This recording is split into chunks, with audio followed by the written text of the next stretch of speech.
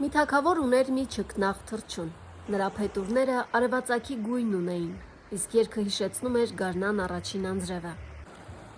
Թագավորը այնքան էր սիրում նրան, որ պատվիրեց ոսկուց վանդակ պատրաստել։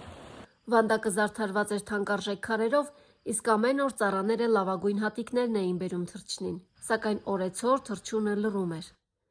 Մի օր պալատ եկավ մի ծեր ճգնավոր, նա երկար նայեց վանդակին ու ասաց. «Դու նրան տվել ես ամեն ինչ, բացի այն մի բանից, որի համար նա ծնվել է»։ «Իսկ ի՞նչն է դա», զարմացավ թագավորը։ Ճգնավորը բացեց վանդակի դուռը։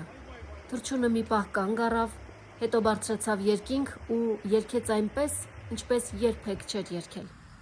Այդ երգը երկար ժամանակ թափառում էր լեռների ու անտառների վրա, իսկ թագավորը հասկացավ, որ սերը երբեմն բաց թողնելն է, ոչ թե պահելը։